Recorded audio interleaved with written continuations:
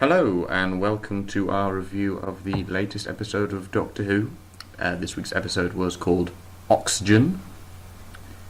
There's a running theme, seems to be, for episode titles this series. All right, quite short, really. Maybe it means something.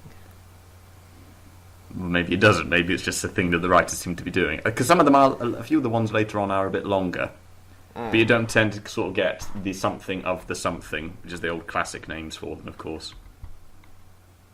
Like Revenge of the Cybermen, Evolution of the Daleks, it's all that kind of thing. Terror of the Zygons. There are always something of the Daleks. I don't think you've got any of them this season, though. The only of the Daleks I can remember is whatever the second part of Daleks of Manhattan was called. Evolution of the Daleks. Yeah. The one in the modern series that's been something but you've had, of like, the Daleks. I'm sure you've had a few of them. Can't think of another. Not potentially a Dalek one. Because I remember when it was announced, they're doing like the old-fashioned Doctor Who episodes used to be called. You have got a few, sort of. You've got the Lie of the Land, the Empress of Mars, and the Eaters of Light. But you are right in terms of, like, proper New Who. Proper New Who. Well, in terms of, like, the other ones, I mean, you've had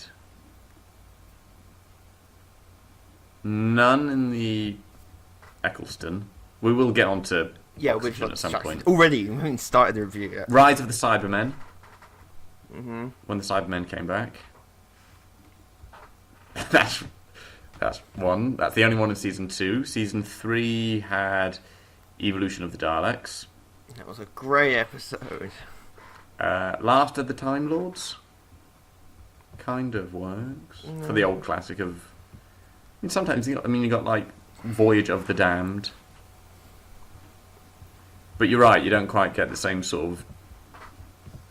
You know what monsters you were facing. Yes. Planet of the Dead. Planet of the Dead. It sounds like a video game. Like a knockoff from the 80s. That was the Easter one. Do you remember it? Planet of the Dead. Which is no. Victory of the Daleks. Victory. That was the World War II one. Yeah, Vampires of Venice. With the Power Ranger Daleks. Classic ones. I like the Power Ranger Daleks. The multicoloured Daleks. I'm through to what's called Series 7. What's called Series 7? Well, Asylum of the Daleks. It's always Daleks, isn't it? It's Daleks. Yes. Well, the Daleks, we'll say the old series was notorious for the Dalek episodes always being you knew something of very the rare Daleks. Wasn't something of the Daleks. Day of the Doctor, Time of the Doctor. Yeah.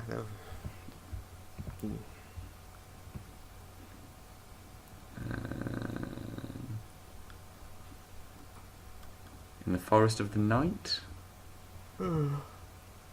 Series 9.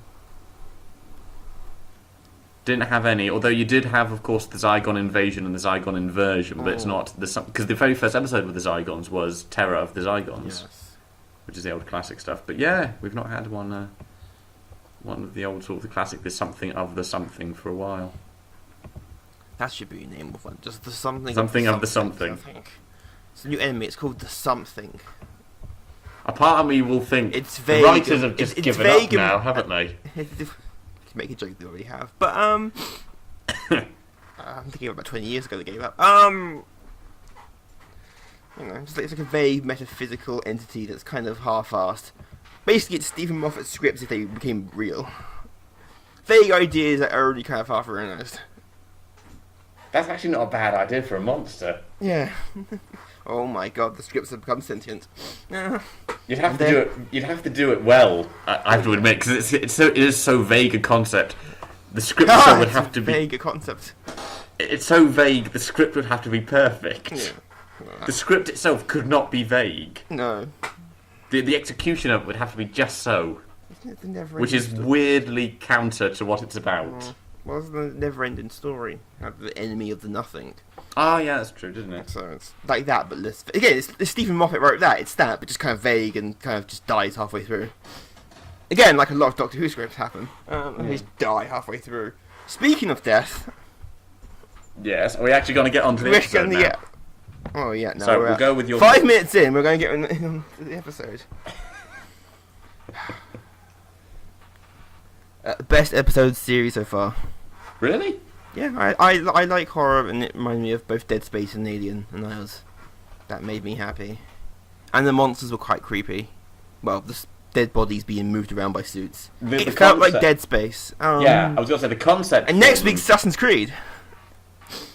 Next week's looks weird. It's going to be all over the place. But let's stick with Oxygen because we've just finally got to talking about the episode and we're immediately moving away. But yeah, great atmosphere. I like the space station. You know, it's Dead Space. Go play Dead Space and you've basically got the perfect thing. Or better yet, watch our commentary of it. Yes, and watch me fail. There we are, a little bit of plugging. And after that, plumbing. I thought you said plumbing. I was like, a bit of plumbing. The plumber's already been today to fix our taps last week. I was going to say that's Mario, isn't it? Is the plumbing? Yes, that's Mario. He never does need plumbing though. I want Mario's plumbing adventure where he just fixes people's taps for a whole game. Bowser goes around breaking all the taps in the Mushroom Kingdom to Mario to fix them. And the first level is you going, well, it's going to cost you a bit. In that way, they always do. It's all workmen, isn't it? It's going to be a tough job. You always get there, and immediately you know, oh god, what is expensive. It? You see, and then and they can just say anything they want. Bill Bailey did a sketch about that to do with it's the same thing with the mechanics at the garage. They just go, well, what you got there's your monkey grub nuts have gone through your flange nibbers. What? Yeah, it's going to cost a lot. I'm going to have to get some new Whatsits in, get them all fixed up, all the who's it and the what's my jiggers. But what they're really saying is, I don't know, it's broken. Back to Doctor Who? Yeah, you can't stick on the episode. But you really can't. You really liked it. You should be raving about this thing. I'm just basking. Don't want to ruin it. We're going to have a controversial moment, though, in a minute. Why do you not like it? I thought it was alright. What? It wasn't a bad episode. Get off my internet. Mum didn't like it. Well, I'll rephrase it. Mum thought it was alright. She thought it was actually the weakest so far. Yeah, well... She didn't think it was as good as the other ones. This is one of those rare moments. You've long suspected you'll have this moment where you disagree with my mum. And now she listens, I have to be careful Now she listens, you've got to be really careful. What I say. Because I will be reporting back. But you listen to the video. No, as in, I'll be reporting Mum's words back to you next week. I want to work with you. Uh-oh. And now we get our call in, and hello, this is our first caller. And I mean ever. Now we're a radio station. Listen to the smooth sounds of the 70s. Up next, I can't think of a song from the 70s. It's just the Doctor Who theme tune on a loop. Yes, the 70s Doctor Who theme tune. Got really electric. What's this? No, that's just McCoy where it got 80s. Yeah. With the weird spinning. Got off topic again. I'm a sucker for space and horror. And that's why I liked it. The ideas of the suit sort of being host to the corpses, it's scary. I did like the start of that sequence as well, the whole thing that Bill was terrified. It reminded me very similar to the Unquiet Dead, one of Rose's first episodes. The Charles Dickens ones. Oh, yeah. Where Rose was very distraught and disgusted about the idea of... what were they called? The Gelf. It was the Gelf. Which I think of Red Dwarf when I think of the word Gelf. Yeah, it's the Gelf. Because apart from thinking of... No, Geth. We've been doing Mass Effect. No, the word Gelf makes me think of Red Dwarf. Oh, Gelf, genetically engineered life form, yeah. Yeah, they were Red Dwarf. Listed married one. But yeah, they were the Gelf. It was Pity the Gelf. The Gelf were using dead bodies as sort of hosts. And Rose was disgusted at the idea of that, but the Doctor didn't have an issue with it. Which is and you had a very sort of similar reaction to this in terms of Bill just didn't like the idea of a dead body standing because of the suit, but the Doctor, as is often the case, not a problem. Meant nothing to him. It was just it is what it is, which is always interesting to have that happen. Because it reminds you that the whole alien nature of the Doctor, which occasionally people forget. He is an alien, and he's got an incredibly different perspective on things. I quite like the scene as well when we met our first proper alien again. That scene was hilarious. It was hilarious. Well, rather, Bill met her first proper alien Just see and someone was accused on of being Twitter. racist. I can just see someone on Twitter just getting angry at that scene. Just for no reason, and just it got brought up, and someone getting I really ragged liked it. on Twitter going, "Well, nah, she's not white. That means she can't be racist. I'm on Twitter and I'm smart." But she almost had that moment, didn't she? In terms of Yeah. she couldn't understand. But it's that racism is not just one way. But I quite like. Tell that Apart to from thinking of Tumblr. Nardal's line later on says, "Some of my best friends." Yeah, are that- British." I'm thinking of, oh god, no! Don't for all the tropes. I'm not racist. I have a black friend. Okay, Yeah, I'm that not means I'm not racist. racist. What do you mean? What's their name? It's the worst thing you can say. The blue guy. I like that blue guy. Dar, or however you pronounce his name. Darren, I'm going to call him. Darren. Darren, yes. I liked him. I quite like the whole nature of why it was happening as well. Yeah. The writer, I've just saw the headline of an article that's appeared after the episode saying the writer was worried it was too political. He was worried he would kind of get in trouble. Did he not or watch be the criticised. one? Did he not watch the one with the racism? It's just. Well, this one was a kind of an attack on capitalism. Yeah, well, it's Doctor Who. It's always been very. It's literally Hippie. as the doctor said, it's taken it to the furthest degree, where human lives literally mean nothing and oxygen has been privatised.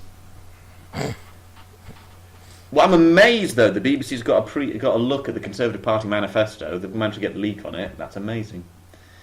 There goes my political moment. I'm trying to think for the democratic opinion by offering something in rebuttal, but I can't think of a joke. We're not the BBC. We don't have to be. That neutral. died during years ago. Yes. We're neutral. I'm like, bullshit. it's died You're many- neutral in the same way the Guardian is neutral. Same way any newspaper is neutral, including the Independent.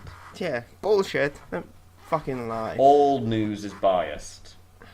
All human beings are biased. Yes, it's impossible to be unbiased. You can try, and That just comes off as being really insincere, though. Or it's patronising difficult at times. to be unbiased. It's one of those.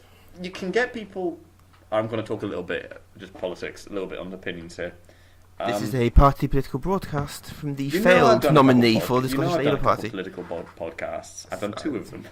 You didn't hear me One- go, this is a political broadcast from the failed nominee for the Shut up. Scottish Labour Party. Shut Next up. time, though, next time he's in there, Yeah. he'll pay the right people. You can be opinionated. You can have an opinion on things without being preachy. You get people who says, "Here's my opinion," but it's not so much of a kind of. And if you disagree with me, you're wrong. You've never been on the internet. No. I'm saying those people do exist. I'm not saying that's the only thing. You get people like that. It's the whole thing of, "This is my opinion. You might differ. If you do, we can have a discussion on that, and I respect that you have the right to have a different opinion to me." That's how the world works.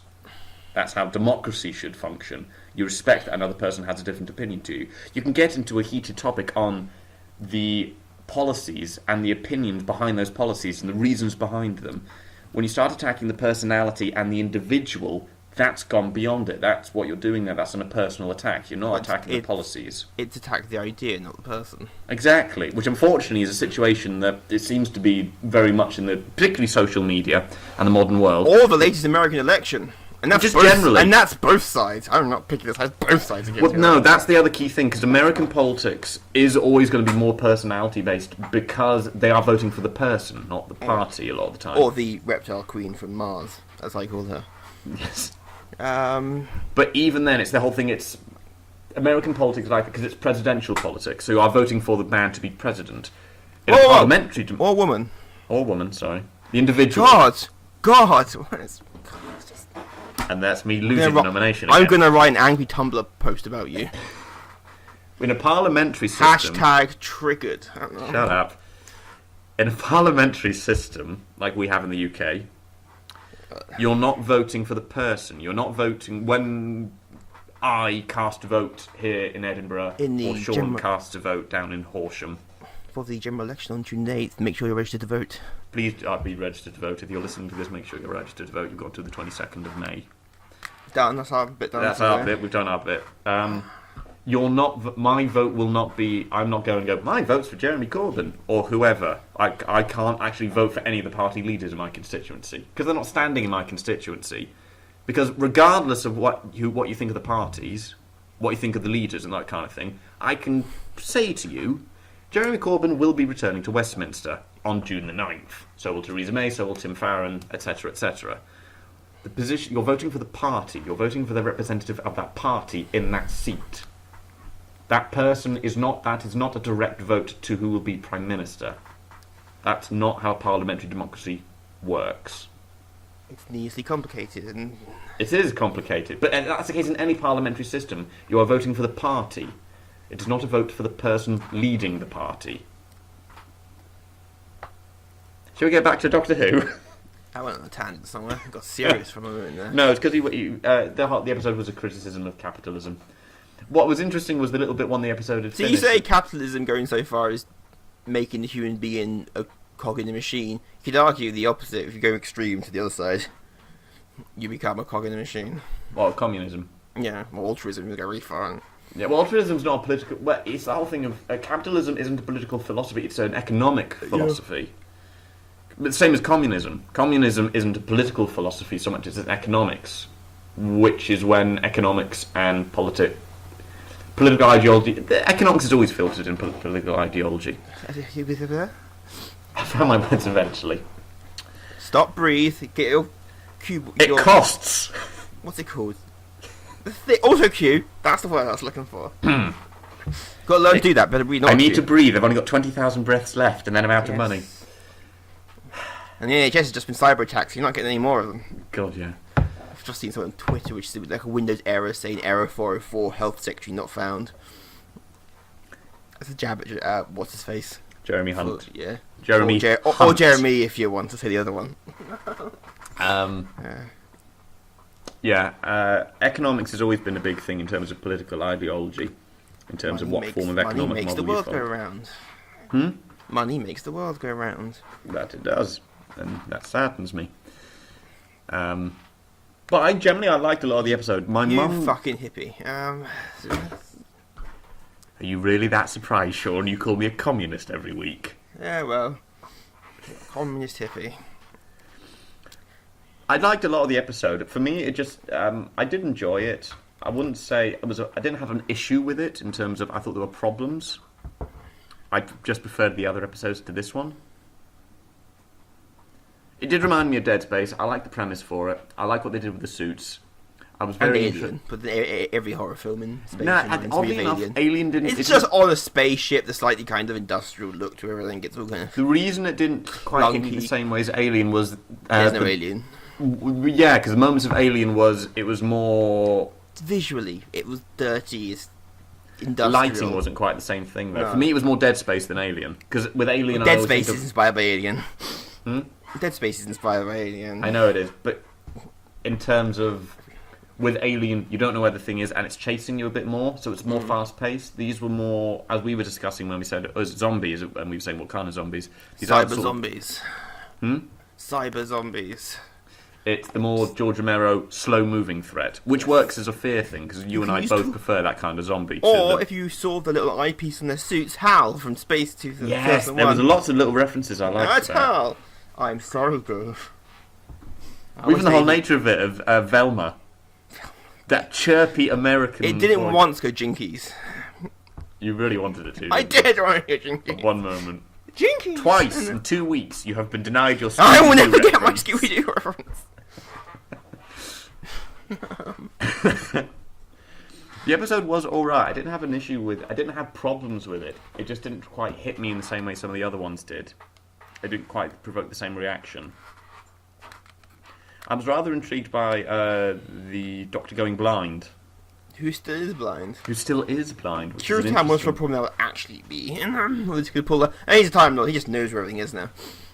Well, I think to be fair, he'll have heightened senses anyway. Ah, so now he becomes Daredevil. Well, no, he does, because he can tell where he is in time and space by tasting the air. He's done that repeatedly, just by smelling the air. He'll know where in time and space he is, because he does it to show off. Because he did that with the Agatha Christie episode to show off to Donna. I do like it when he does that occasionally. It's a nice moment to kind of... Because the companions always know, go on, do your thing. He likes showing off. If he didn't strip the ego, he sulks the rest of the episode. He does! That's the thing about the Doctor. He is very much like... It's the thing with anyone. So thinking, here's a thing. It's like, here's my party trick. It's a thing you like to do to try and impress people. But you all know, go on. And yet, even though they always go on, we're always still impressed. No, we say that because it is an impressive feat to do. But the episode didn't quite connect with me in the same ways that some of the other ones did. It's not because of faults of its anything. It's not like I thought, well, that was weak or anything. Mum didn't particularly didn't think that Pearl Mackey's attempt at looking dead was very effective. You don't look dead enough.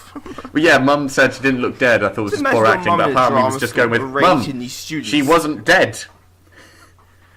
What was the explanation? Because I think I blinked for the explanation. I can't remember it either particularly. I think it was something to do with like, trapping oxygen. You've already pulled once, the vacuum of space. Once in this episode.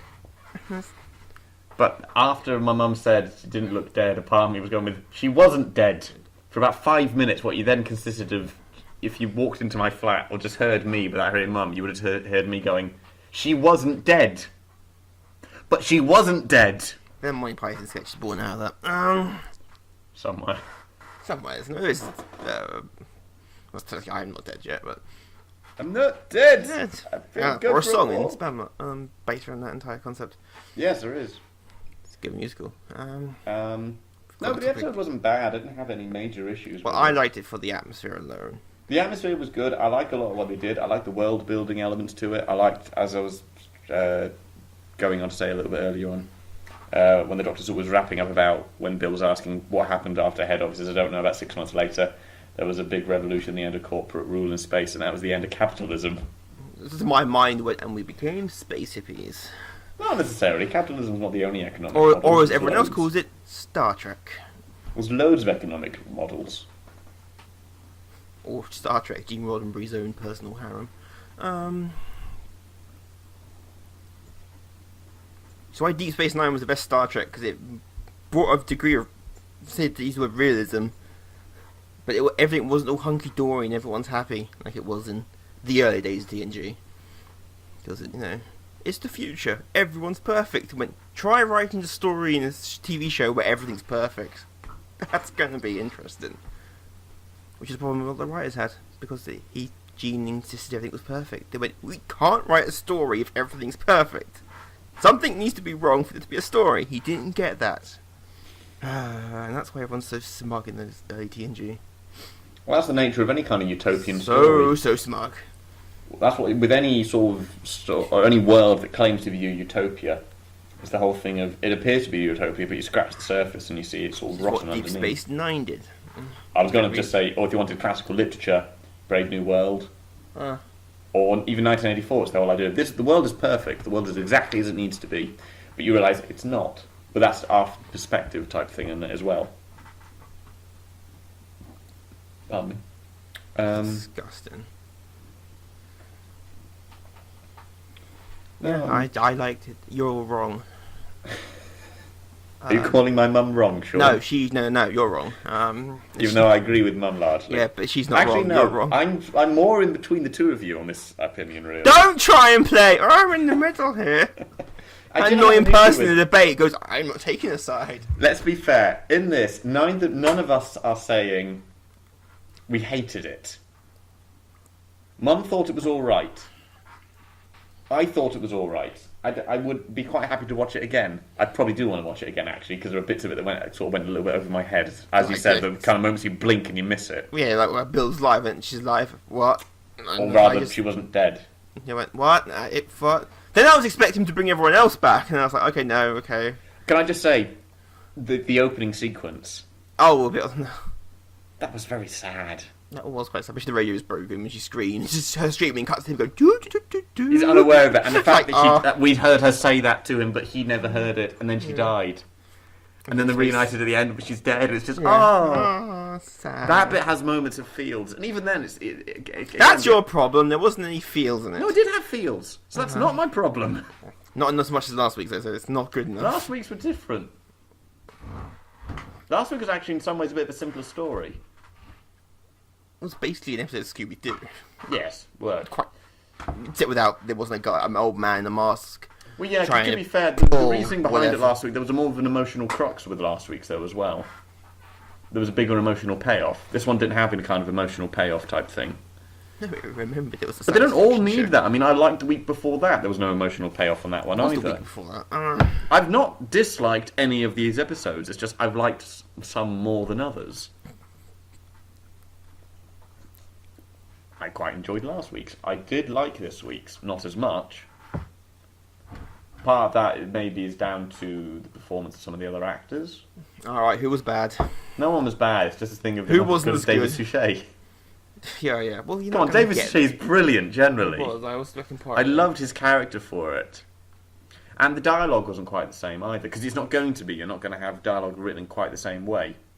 There was more banter this week. It was a lot more, the dialogue seemed to be quicker in moments as well, but as we were just saying, the speed of some of it got lost. Yeah, you blink. I lost what they were saying. There were quite a few moments actually where I lost, sorry, what? And I thought, I'll have to rewatch this, possibly even with the subtitles on. Just so I can actually... They go really quickly. Whoa! Well, yeah, just because it's said very quickly and sometimes a little bit under breath. Mm. So it's the thing of, I don't know quite what they said, so I'll need to read like a subtitle on it.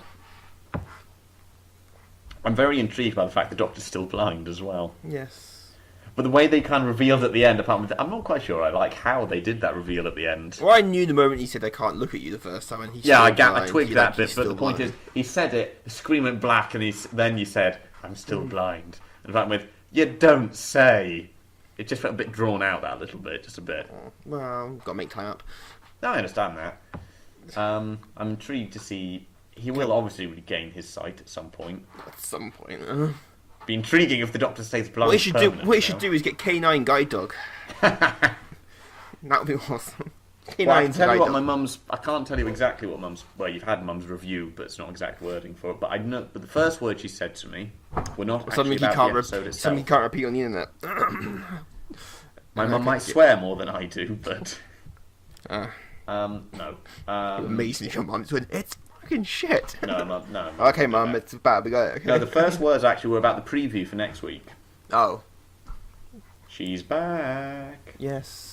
Which means she's not... Well, she could still be in the vault, I suppose. She could be, because obviously next week might possibly be about the vault. I still think it's John Simm's master.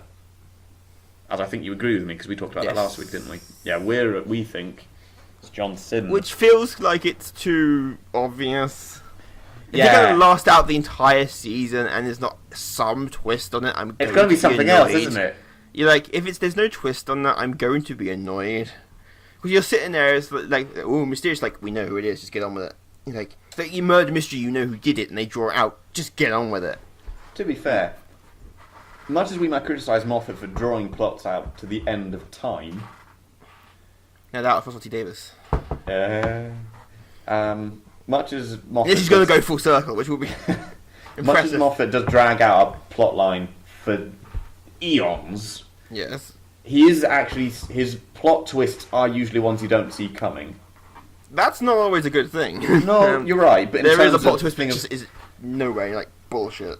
You're right, it does come completely out of left field, it's completely unpredicted. But the point is, he can actually do a plot in terms of when you get a twist happens, it's usually one that you don't actually expect.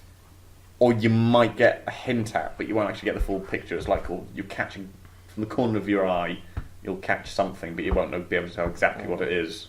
I mean, we still don't know how John Simm's back. No, that's the other. Especially if Missy is also the master, which some people don't think she is. Yes, I've seen that. You know, like we discussed that. She was pretending. I went, yeah, it kind of feels like a retcon. Just change it. Well, even then, it's the thing of how's Missy still around? Because the last time we saw Missy was with the Daleks. I know the master Daleks always aren't exactly survives, competent in this series. But we shall see. Or it could be someone else in there and we just do not know. Something completely different. Well, even then... Bring Timothy Dalton back. And, no, we've already had Russell on return. And his spitting. We've already had Russell on return, though. I know, but I want Timothy Dalton back. It was Donald Sumter. I know, but I want Timothy Dalton back. And, as Mum Amazing. pointed out, Nardole is not aware that the Doctor has been opening up the vault. No. Because we saw the Doctor open up the vault at the end of last time. And Nardole was particularly worried, as he said in his rather, I think, maybe not well done's quite the word for it. Well executed. The rant, the angry speeches of the Doctor. Those were quite effective. I quite like those. And I saw an interesting comment on the preview for this episode, which is what someone was saying a nice thing about what they like about Bill and Nardole. They're kind of, the two of them make up what Clara was to the Doctor, the best friend and the nanny. Which is actually true. Yeah. In terms of Capaldi's Doctor, that's what Clara was, which I think is when they changed that element of what Clara was, is when I started to have a bit more of an issue with her. That and she took over the show. I like Clara. As a companion, I liked Clara. The problem is, and I liked particularly her with Capaldi, with the 12th Doctor, with 12. It works very well, because she was the best friend and the nanny. Unfortunately, they reached a point in her journey where she stopped being both of those things, and she was just trying to be the Doctor.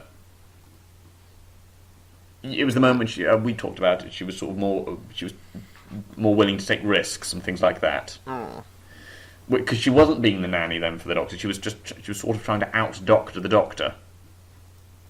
And I remember us I remember us talking about the whole thing of, I said, that will be her comeuppance, I'm sure, and it'll have a big impact on the Doctor. He'll blame himself for the whole thing, as he did in Face the Raven, which should have been her departure. Alright, keep it. Still mad about that. Still mad? I'm still mad. Face the Raven was a brilliant departure, a brilliant way for her to go, and I remember being very emotional at the when that finished, feeling very sad and angry. And then they brought her back. Then just the anger came back. No, it was frustration more than anything else, and it was anger in a different way. So mad. What they did with the turn for it, but no, I quite like that, because Bill is the best friend. You've got Nardole, who's the nanny, and they've both got varying levels of experience with the Doctor and sort of travelling with him. Nardole's more experienced with the whole thing, and as a result, everything's a little bit more sort of normal. He's still terrified of all the dangerous stuff, but he's aware of the risks a bit more, and he looks at things from a different view. Bill, the whole thing is brand new, and she finds it all very scary, but she needs the Doctor there to sort of hold her hand. Particularly in those scary moments where she doesn't know what's going to happen, because this is new, as we saw in this one. Where we've had moments like that before, where the Doctor's kind of had to leave the companion behind, trying to reassure them. And it's always interesting when the Doctor gets like that, because he always gets incredibly mad. As we saw with this one, the whole thing's sort of willing to blow them all up. And when the Doctor gets mad, kind of, because he's sad, you realise how scary that is.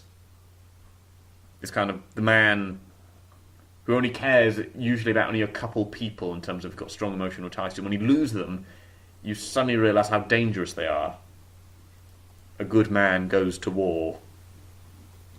That one. You realise how scary it is. But yes, I didn't dislike the episode. So you keep saying. Yes, because I'm worried you're judging me. Many times. Because I can feel your eyes burning into my skull. Well, that's just the orbital laser I got trained on Edinburgh in general. Yeah. If I ever need to just destroy it. Wasn't cheap. I say that much.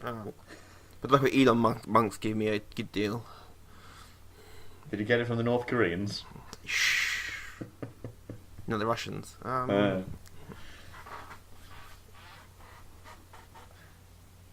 Anyway, we've got topic again. Yeah, but we've been on topic this time. One. We haven't. I liked it. I Ian did has not problems, like it. so does I most didn't- Doctor. So all Doctor episodes. Next week it's Assassin's Creed. Next week's going to be an interesting one. Seems to be going all over the place. Do we know which Pope it was? They mentioned. No. No, okay, so If it is, I didn't. If I watched the preview, if I did, I might blinked and I notice, missed it. but Even the trailer was. trailers are a bit like that, though, when they're about Yeah. 30 seconds long. Just the trailer, right? Is it either going to be Assassin's Creed or Da Vinci Code? Or a bit of both, probably. Well, they are very similar. In fact, Yeah. there's a DLC to Brotherhood where you literally go searching for codes in Da Vinci's paintings. Sure, brilliant. The only thing we know for certain is Missy's back next week, Missy's back, yes. which will be interesting. Mm-hmm. Maybe this is when he puts her in the vault and like weird bit of time fuckery. So, in theory, Missy's regenerated from John Sim. Well, I assume. Well, okay, so we last saw John Sim in the end of time, right? Yeah. Going off to pick a fight with Rassilon. Yeah. Saving the Something day. happened. Never do find out what. Now it's Missy. When's the last time we saw Missy? First time. Well, first time she had a whole episode to herself, but It was Peter Capaldi. Capaldi. It was the one where Danny Pink died. It was the Cybermen. Yes. So we do only have her word. She's the master, unless he's. Well, we know she's a Time Lord Well, yeah. because the Doctor. They're going the same way as Kryptons are. Like the planet's destroyed, yeah, but there's still quite a few of them around. Well, we know Gallifrey's been found again as well. Yeah. Um, And they'll lose it again, and the beauty budget cuts will happen. They'll never find it. Then it'll get taped over. So we know she is a Time Lord. Oh. But you're right in terms of we've only got her word that she is the Master. Right. Yeah. Maybe she was lying, or maybe she's not, or maybe she's not lying but is not aware she's lying, and this whole thing's gonna get really complicated very quickly. Maybe. Who knows? We shall see. Or maybe it's just be John Sim Novo and everyone's gonna be disappointed because they worked it out in episode. If we've called that early, well, we're not going to be the only people who've called it, I know. Pretty but much still. everyone on the internet I've seen called it early. We'll see. That being John Simmons. Mainly because they revealed John Simmons in this series. Which Yeah. I felt feels a mistake. Just not tell us. I know you need to get hype up for the series in some way. But I feel Missy would have done that enough. Yeah, Missy would have actually. You don't need John Simmons up like, oh, it's Who's John writing Sim next again." week's episode? Hmm? Who's writing next week's episode? I don't know off the top of my head.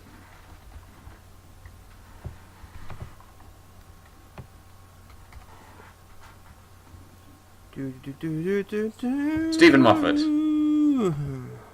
Mm. Yes. Missy is in that one, and Missy will be dabbing. Dabbing. I remember a thing that in one of the trailers showed Missy dabbing in it, and I remember in an interview saying that the reason Stephen Moffat saying in an interview, you can thank his son for making Missy dab.